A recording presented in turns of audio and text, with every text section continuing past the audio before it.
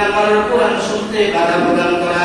মুশরিকরা যখন কোন চক্রান্ত দ্বারা সফল হচ্ছিল না, মুশরিকরা যখন দিন দিন থাকতেছে ইসলামের ছায়াতলে, মানুষকে আস্তে আস্তে দলে দলে যখন ইসলামের ছায়াতলে আসতেছে, তারা তখন বিভিন্ন ভাবে মানুষদেরকে বিভিন্ন ধরনের আক্রমণ করা শুরু করলো, মানুষদেরকে তারা বিভিন্ন ধরনের কটূক্তি করা শুরু করলো।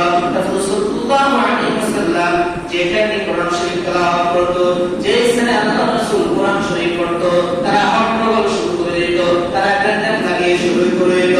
আল্লাহ পাক রব্বুল আলামিন কোরআন কারীমের মধ্যে বলেন, ওয়াকালাল্লাযীনা কাফারু লা তাসমাউ লিহাযাল কুরআনি ওয়ালগাউ ফীহি লাআল্লাকুম তুগলিবুন।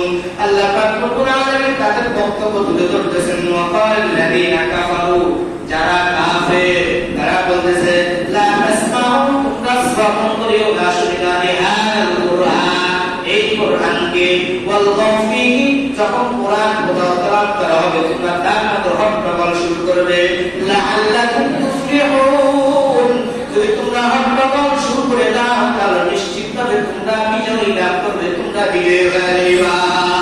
বলতেছে যারা কোরআন শরীফ তেলাওয়াত করবে সেগুলো তোমরা কেমন লাগিয়ে দিবা, হট্টগোল করবে, দেখবা তখন কেউ তেলাওয়াত শুনবে না, আমরা বিজয়ী হয়ে যাবে, আমরা বিজয়ী হয়ে যাবে।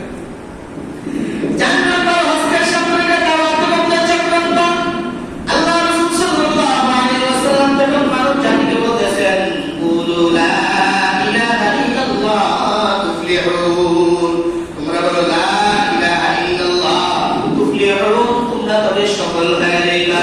মানুষদেরকে যখন দাওয়াত দেওয়া শুরু করলো, কিছুদিন পরে তো হজের মৌসুম চলে আসলো, তারা বিভিন্ন ধরনের চক্রান্ত করা শুরু করলো। হজের মৌসুমগুলোকে বিভিন্ন দেশ থেকে, বিভিন্ন স্থান থেকে মানুষ হজ করার জন্য আসবে। যদি মুহাম্মদ যদি তাদের কাছে দাওয়াত চালায়, তাহলে তার ইসলামের ছায়াতলে বহু মানুষ চলে আসবে, ইসলাম দাওয়াত গ্রহণ করবে। কি করা যায়, তাকে কিভাবে বন্ধ করা যায়, কিভাবে তাকে শেষ করা যায়, কিভাবে এই দাওয়াতের কাজে ব্যাঘাত করা যায়, তারা কি করলো, ওয়ালিদ ইবনে মুগীরার ঘরে তারা পরামর্শ আয়োজন করলো। তারা এক একজন এক এক ধরনের মতামত দেওয়া শুরু করলো। সবাই বসলো কি করা যায়। কেউ বললো আমরা তাকে জাদুকর বলবো, আমরা তাকে মিথ্যুক বলবো, আমরা তাকে মিথ্যাবাদী বলবো, আমরা তাকে গণক বলবো, আমরা বিভিন্ন ধরনের কথা বলে আমরা মানুষকে উদ্বুদ্ধ করবো। এর কথা শোনা যাবে না, সে হলো জাদুকর, সে হলো গণক, সে হলো মিথ্যুক, সে হলো পাগল, এগুলো আমরা মানুষদেরকে বলবো। কিন্তু ওয়ালিদ ইবনে মুগীরা তার কোনো কথা হলো না, কোনো সিদ্ধান্ত মানতে পারলো না। হ্যাঁ না না, এগুলো করা যাবে না, এগুলো করলে তবে মানুষ শুনবে না, তাহলে কি করা যায়। সবাই তবে একটা চিন্তা ভাবনা করলো, আমরা সবাই বলবো সে হলো জাদুকর, তার কথা যে শুনবে সেই তার ভক্ত হয়ে যায়, তার কথা যে শুনবে সে তার ভক্ত হয়ে যায়, সে তার কাছে চলে আসে, সে তার ভক্ত হয়ে যায়, সে তার কাছাকাছি চলে যায়, সে তার তো গুমরাহি হয়ে যায়। সকলে ঐক্যমতে সিদ্ধান্ত করলো যে কোনো ভাবে যে সমস্ত মানুষ আসবে আমরা তবে তাদের কাছে এই বিদ্রোহ করা শুরু করবো।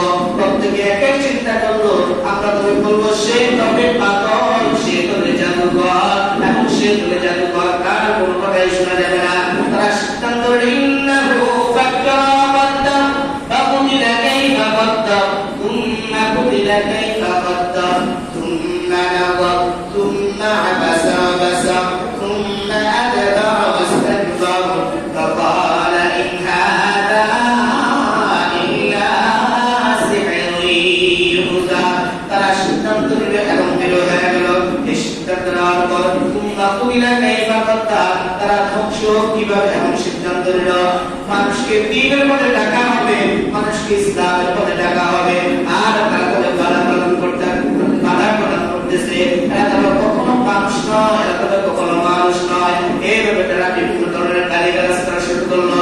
আল্লাহ রাসূল সাল্লাল্লাহু আলাইহি ওয়াসাল্লাম হযরত সময়ে মক্কার বিভিন্ন বাজারে গিয়ে সাহাবায়ে-কেরামদেরকে সাথে নিয়ে দাওয়াতের কাজ করা শুরু করলেন। মক্কা নামে একটা বাজার আছে, বাজারে গিয়ে বলতেছেন কুলু লা ইলাহা ইল্লাল্লাহ